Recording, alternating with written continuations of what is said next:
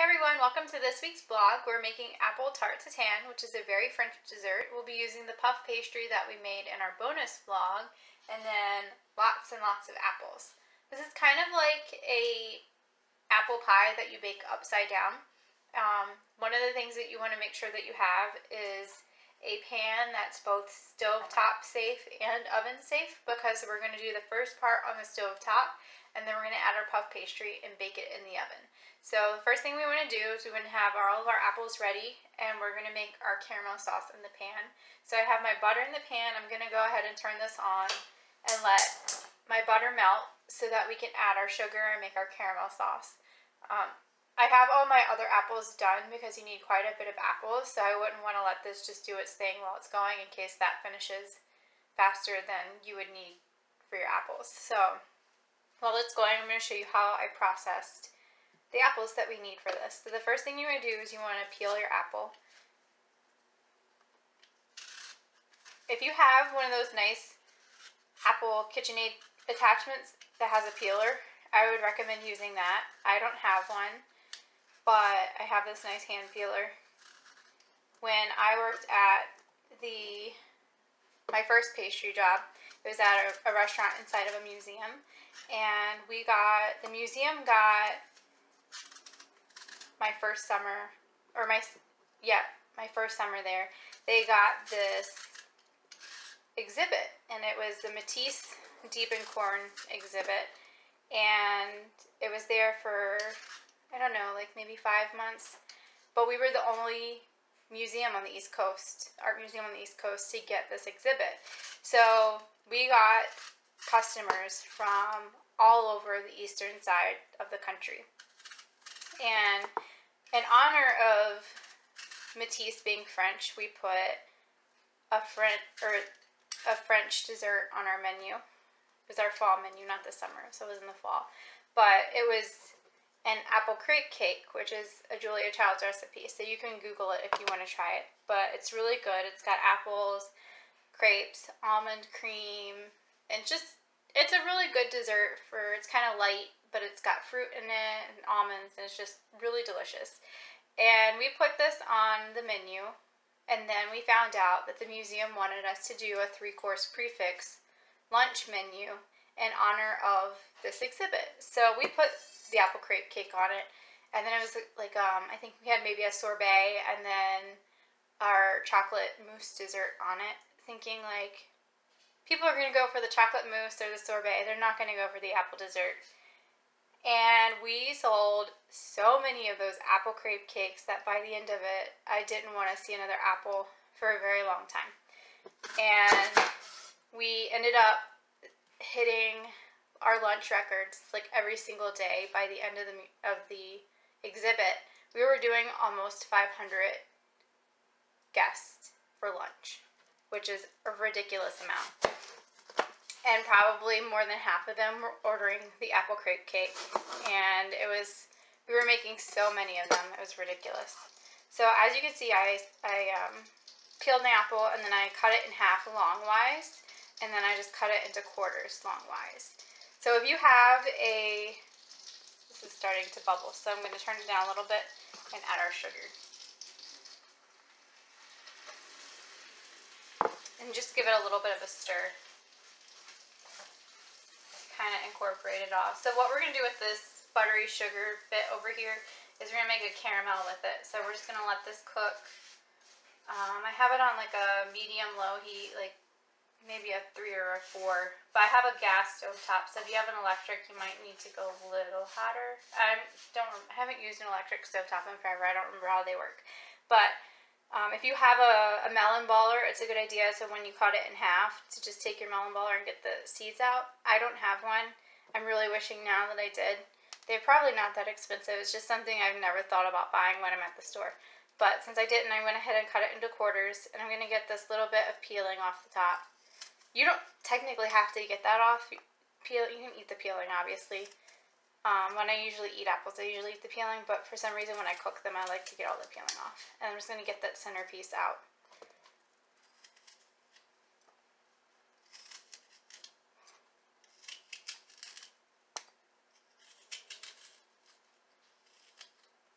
apple crepe cake, really popular apparently with museum goers. If you have the time, you should Google it. It's a Julia Child's recipe, and it's delicious, but I was so tired of making it by the end of it that we literally would spend days like where all we did was make apple crepe cakes, and it was just ridiculous. So to keep your apples from turning brown, you can stick them in water with a little bit of lemon juice. It just helps keep them from turning brown. There's nothing wrong with them turning brown. They're not going bad or anything. It's just that they don't look as nice. And probably by the time that you end up cooking it, it won't matter anyway, but for my own sanity. Okay, so we've cooked this. As you can see, it's like a nice medium dark caramel. The sugar is all dissolved. It's a nice little sauce. So we're going to turn it off, and then we're going to add our apples to it. So we've taken our caramel off the stove. Super duper hot. As you can see, it's still bubbling, so just be very careful with this next step. But what we're going to do is we're going to arrange our apples in the pan, and you want to do them in a specific way. You're going to put them top up, and you're going to put so the core side is all going in the same direction.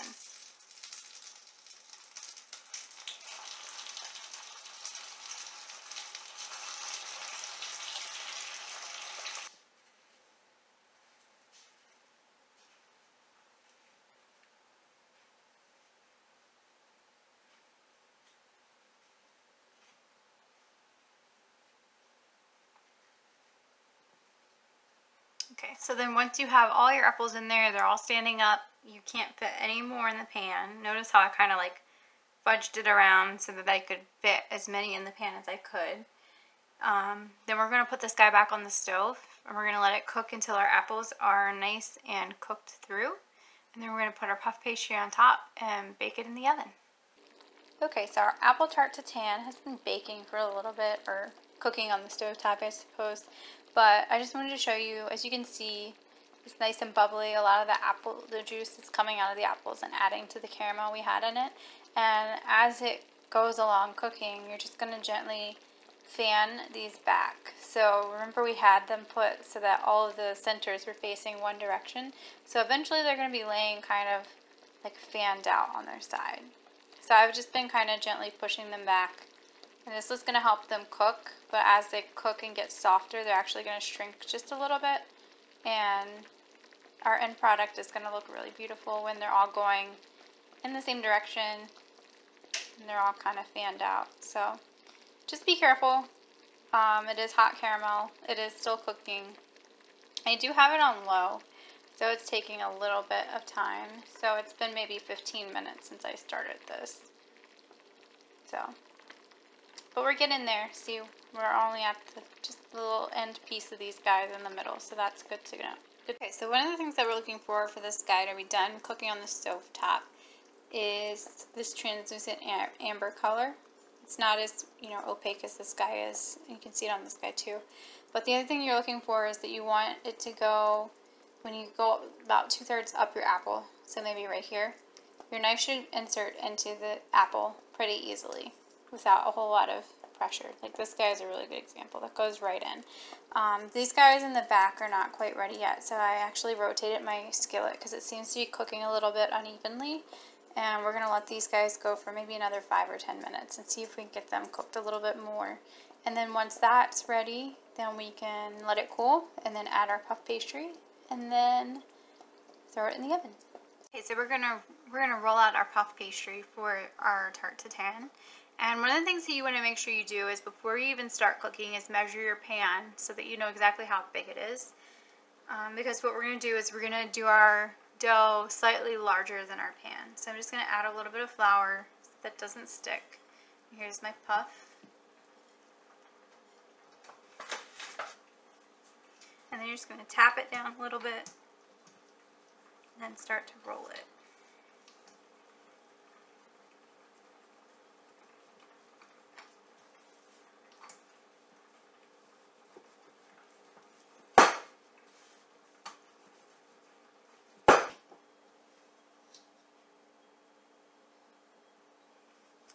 Okay, so my pan is about 10.5 inches big, so I need this to be 1/2 inch larger than the pan. So what we're going to do is I need it to be 11 inches, so we're going to go to about the midpoint and just make a mark, and that's going to be our midpoint. So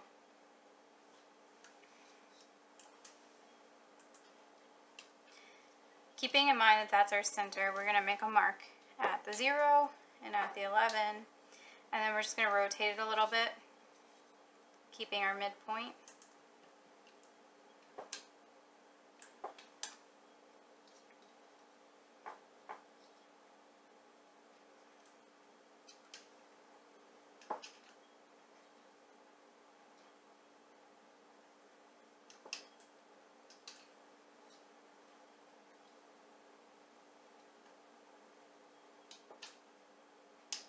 And then we should theoretically be able to cut out an OK circle.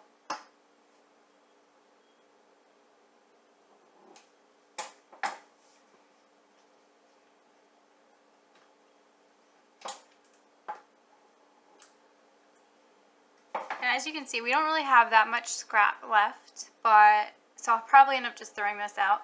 But if you wanted to keep this and say you had more puff pastry and you wanted to just add this to it, you wouldn't want to roll it by crumbling it into a ball and then rolling it. What you would do is you would take each piece and you would lay it down and then kind of layer it. Because remember, we spent all that time making those nice layers.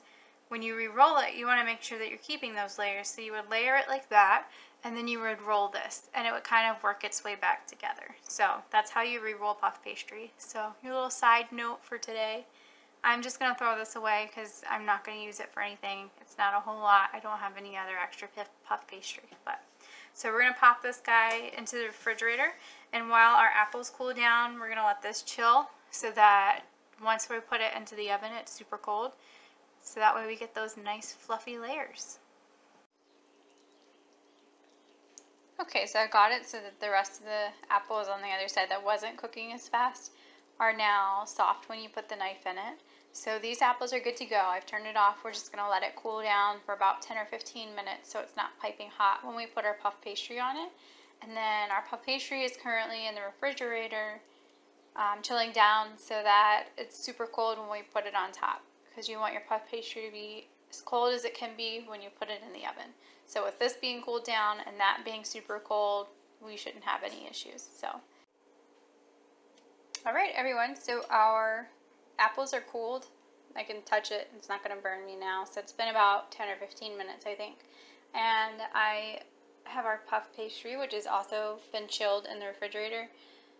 I actually had it in the freezer for the same amount of time that I had the apples chilling, and it was nice and hard. And so I just let it come so that it was like pliable again. And you're just going to press this over top of your thing. As you can see, we do have a little bit of overhang, and that's okay because as it goes in the oven, it's going to puff, but it's also going to shrink back a little bit. So it's going to actually end up probably fitting perfectly in the pan once it's all said and done. And then if not, it's fine because, like I said at the beginning of the video, this is almost like an upside down apple pie that you bake upside down and then you flip it out. So once we flip it out, it'll be a nice surface for the apples to sit on. So this is starting to get warm as it's sitting out, so I'm going to put it in the oven before it gets too warm. And then we'll look at it halfway through the bake. We're going to bake it really high at like 425, 400 degrees for about 20 minutes or so until it gets nice and golden brown. And then we're going to turn it down and bake it for another 20 minutes or so that it cooks all the way through. Okay, so here you can see our puff pastry is nice and golden brown. I did want to say one thing. You can see mine shrank back a whole lot, probably maybe more than an inch. Yours shouldn't do that. Mine also has holes in the top of it. Yours also should not do that. I left mine in the refrigerator for a few days before I finished doing all of my folds on it, which is not something that you should do.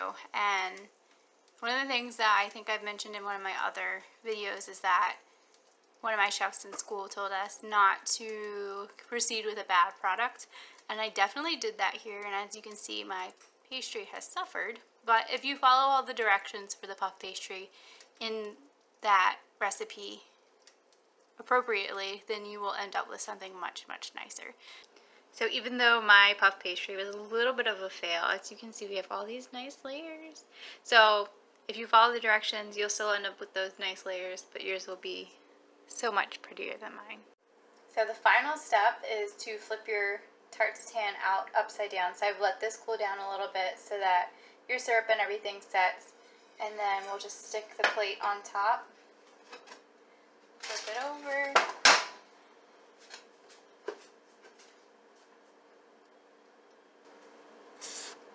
And there we are.